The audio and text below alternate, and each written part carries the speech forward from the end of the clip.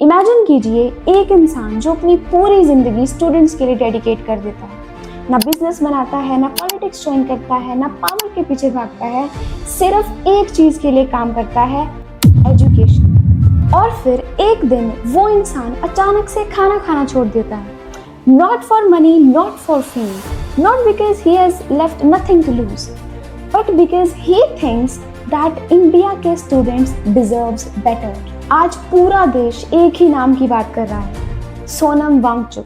कुछ लोग उन्हें एक एजुकेशन रिफॉर्मर कहते हैं, कुछ एनवायरमेंटलिस्ट, कुछ इनोवेटर और कुछ एक प्रोटेस्टर। लेकिन क्या ये बात सिर्फ एक प्रोटेस्ट की है या फिर इसके पीछे कुछ और भी है? अगर हम सिर्फ प्रोटेस्ट को समझने की कोशिश करेंगे तो हम कभी भी सही रीजन तक नहीं पहुंच पाएंगे। उसके लिए हमें लगभग 40 साल पीछे जाना पड़ेगा, एक ऐसे लद्दाख में जहां से ये कहानी शुरू हुई थी। एंड बिलीव मी, अगले कुछ मिनट्स के बाद जो कुछ आप जानने वाले हो उसके बाद आपका एजुकेशन को देखने का नजरिया ही बदल जाएगा। So let's begin. हर बड़ी कहानी की शुरुआत एक डिसीजन से होती है। सोनम वांगचुक की कहानी की शुरुआत भी एक डिसीजन से हुई, लेकिन उस डिसीजन से पहले एक बहुत बड़ी प्रॉब्लम थी। वो प्रॉब्लम सिर्फ लद्दाख की प्रॉब्लम नहीं थी, वो प्रॉब्लम थी एजुकेशन। उस वक्त लद्दाख के बहुत से बच्चे स्कूल तो जा रहे थे, लेकिन सिस्टम उन्हें समझ नहीं पा रहा था। लैंग्वेज अलग, एनवायरनमेंट अलग, लर्निंग स्टाइल अलग, और रिजल्ट बहुत से इंटेलिजेंट स्टूडेंट्स को सिर्फ मार्क्स के बेसिस पर वीक मान लिया जाता था। सोचिए, अगर एक मछली को पेड़ चढ़ने का एग्जाम दिया जाए तो क्या वो कभी पास हो पाएगी? प्रॉब्लम मछली में नहीं होगी, प्रॉब्लम एग्जाम में होगी।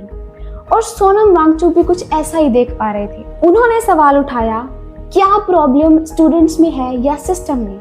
और यहीं से सब कुछ बदलना शुरू हुआ। इंजीनियरिंग की पढ़ाई कंप्लीट करने के बाद उन्होंने एक ऐसा रास्ता चुना जो आसान नहीं था। उन्होंने स्टार्ट किया SECMOL, students educational and cultural movement of Ladakh. लेकिन सेकमोल सिर्फ एक स्कूल नहीं था, ये एक आइडिया था, एक बिलीफ कि एजुकेशन का मतलब सिर्फ एग्जाम्स पास करना नहीं है, बल्कि रियल लाइफ प्रॉब्लम्स को सॉल्व करना है। यहाँ स्टूडेंट्स सिर्फ बुक्स नहीं पढ़ते, वो सोलर एनर्जी पर काम करना सीखते हैं, बिल्डिंग्स बनाना सीखते हैं, मशीन्स रिपेयर करना सीखते हैं, टीम वर्क सीखते हैं और सबसे इम्पोर्टेंट, खुद सोचना सीखते हैं। धीरे धीरे उनके काम की चर्चा सिर्फ लद्दाख तक सीमित नहीं रही, उन्हें नेशनल और इंटरनेशनल अवार्ड्स मिलने शुरू हुए। 2018 में उन्हें रामन मगसेसे अवार्ड मिला, जो एशिया के सबसे प्रेस्टिजियस अवार्ड्स में से एक है। उनके आई स्तूपा इनोवेशन के चर्चे पूरी दुनिया में होने लगे। ये एक आर्टिफिशियल ग्लेशियर मॉडल था जो लद्दाख में पानी की कमी को पूरा करने के लिए बनाया गया। और हाँ, बहुत से लोग उन्हें 3 इडियट्स मूवी के कैरेक्टर फुनसुक वांगडू से भी जोड़ते हैं, बट इन रियलिटी वो मूवी उनकी बायोग्राफी नहीं थी, लेकिन जो फुनसुक वांगडू का कैरेक्टर था वो उनके काम से इंस्पायर था। अब तक अगर आप उनकी जर्नी देखो तो एक पैटर्न देखने को मिलता है।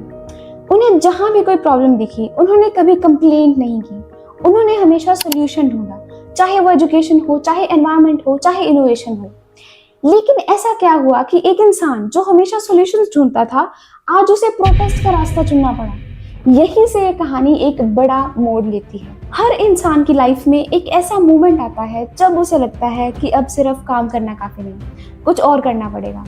और सोनम वांगचुक के लिए वो मोमेंट था 2026 में, और यहीं से उनकी जर्नी एक नया मोड़ लेती है। पिछले कुछ महीनों में इंडिया में कॉम्पिटिटिव एग्जाम्स को लेकर कुछ एलिगेशन सामने आए। Question paper leaks, examination irregularities और लाखों स्टूडेंट्स के फ्यूचर को लेकर चिंता। इन्हीं कंसर्न्स को लेकर एक यूथ लेड मूवमेंट कोकरोल जनता पार्टी एजुकेशन सिस्टम में अकाउंटेबिलिटी और रिफॉर्म्स की बात कर रही थी। इसी मूवमेंट की सपोर्ट में सोनम वांगचुक ने 28 जून 2026 को इनडेफिनेट हंगर स्ट्राइक शुरू कर दी। उन्होंने कहा कि एजुकेशन उनकी जिंदगी का मिशन रहा है, और जब स्टूडेंट्स का ट्रस्ट एग्जाम से हिलने लगे तो वो चुप नहीं बैठ सकते। जैसे जैसे दिन गुजरते गए उनका फास्ट लंबा होता गया। 10 दिन, 15 दिन, 20 दिन। डॉक्टर्स ने वार्निंग दी कि उनकी हेल्थ रैपिडली डिटीरियोरेट हो रही है। दिल्ली हाई कोर्ट ने अथॉरिटीज को उनकी हेल्थ क्लोजली मॉनिटर करने को कहा, और 18 जुलाई 2026 को दिल्ली पुलिस उन्हें जंतर मंतर से हॉस्पिटल ले गई। अथॉरिटीज का कहना था कि ये उनकी सेफ्टी के लिए जरूरी था, और कोर्ट की डायरेक्शंस पर ही ये सब किया गया। अब सवाल सिर्फ ये नहीं था कि सोनम वांगचुक प्रोटेस्ट क्यों कर रहे हैं, सवाल ये है कि एक एजुकेटर को ऐसा कदम क्यों उठाना पड़ा। और इस सवाल का जवाब हमें सिर्फ हेडलाइंस में नहीं मिलेगा, बल्कि उन वैल्यूज में मिलेगा जिनके लिए वो पिछले 40 साल से काम कर रहे हैं। और ये वैल्यूज हर स्टूडेंट की लाइफ बदल सकती हैं। तो चलिए इस कहानी से 5 लेसन्स निकालते हैं जो शायद स्कूल हमें कभी नहीं सिखा सकता। जब मैं इस टॉपिक पर रिसर्च कर रही थी तो मुझे रियलाइज हुआ कि ये कहानी सिर्फ एक एजुकेटर की नहीं है, ये कहानी प्रिंसिपल्स की है। और वो प्रिंसिपल्स जो शायद स्कूल हमें डायरेक्टली नहीं सिखाता। और उनमें से पहला प्रिंसिपल है, मार्क्स इंपॉर्टेंट हैं लेकिन अंडरस्टैंडिंग उससे भी ज्यादा इंपॉर्टेंट है। आज हम सब सिर्फ मार्क्स के पीछे भागते हैं, 90%, 95%, 99%। लेकिन खुद से एक सवाल पूछो कि अगर एग्जाम्स के बाद, एग्जाम्स के 1 महीने बाद आपको कुछ याद ही ना रहे, आपने जो भी पढ़ा, तो वो पढ़ने का क्या फायदा। सोनम वांगचुक हमेशा प्रैक्टिकल लर्निंग की बात करते हैं। उनका मानना है कि एजुकेशन का पर्पस सिर्फ आंसर्स याद करना नहीं है, एजुकेशन का पर्पस है प्रॉब्लम सॉल्व करना। इसलिए अगली बार आप कोई भी चैप्टर पढ़ो तो ये सोच के मत पढ़ना कि एग्जाम में क्या आ सकता है, बल्कि ये सोचो कि इसको मैं रियल लाइफ में कैसे अप्लाई कर सकता हूँ। यही डिफरेंस है पढ़ने और समझने में। Lesson number 2, curiosity is more powerful than memorisation. एक सिंपल ऑब्जर्वेशन से आई स्तूपा जैसे इनोवेशन का आइडिया आया। हर इनोवेशन की स्टार्ट एक सिंपल वर्ड से होती है, व्हाई। अनफॉर्चुनेटली हमारे स्कूल्स में हमें हाउ तो याद करवाते हैं लेकिन व्हाई पूछना नहीं सिखाते। आज से हर चैप्टर पढ़ने के बाद एक क्वेश्चन जरूर पूछना कि आखिर ऐसा होता ही क्यों है। एंड बिलीव मी, ये एक हैबिट आपकी लर्निंग कंप्लीटली चेंज कर सकती है। Lesson number 3 is real education gives you courage. मैं यहाँ किसी प्रोटेस्ट को राइट या रॉन्ग प्रूव करने नहीं हूँ, वो डिसीजन व्यूअर्स खुद ले सकते हैं। लेकिन इस सबसे एक चीज क्लियर है कि सोनम वांगचुक ने हमेशा उन चीजों पर आवाज उठाई जिन्हें वो इम्पोर्टेंट समझते थे। और एक स्टूडेंट के लिए सबसे जरूरी बात यह है कि आप फैक्ट्स को समझो, क्वेश्चंस पूछो और रिस्पेक्टफुली अपनी सोच डेवलप करो। एजुकेशन का मतलब सिर्फ इंफॉर्मेशन लेना नहीं, रिस्पॉन्सिबल थिंकिंग भी है। Lesson number 4 is 1 person can really make a difference. सोचिए, लद्दाख के एक एजुकेटर से शुरू हुई कहानी आज पूरा देश उसके बारे में बात कर रहा है। हर बड़ी चीज की शुरुआत छोटे छोटे स्टेप्स लेकर होती है। आज आप स्कूल में हो, कल को कॉलेज जाओगे और फिर सोसाइटी का हिस्सा बनोगे। कभी भी ये मत फील करना कि मैं अकेला क्या ही कर लूंगा। हिस्ट्री में हर बड़ा चेंज एक इंसान से शुरू हुआ है। Lesson number 5, don't just study to pass exams, study to become useful. And I think ये आज की वीडियो का सबसे इंपॉर्टेंट लेसन है। आज से 10 साल बाद किसी को याद नहीं होगा कि आपके क्लास 10 साइंस में कितने मार्क्स आए थे, लेकिन ये जरूर याद होगा कि क्या आपने उनकी प्रॉब्लम सॉल्व की या नहीं, आप ट्रस्टवर्दी थे या नहीं, आपने सोसाइटी में वैल्यू क्रिएट की या नहीं।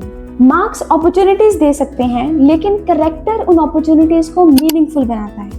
और शायद इसीलिए रियल एजुकेशन सिर्फ करियर नहीं बनाती, कैरेक्टर भी बनाती है। आज भी सोनम वांगचुक के प्रोटेस्ट को लेकर सभी लोगों के अलग अलग ओपिनियंस हैं और हो सकता है आपका ओपिनियन भी बाकी लोगों से अलग हो।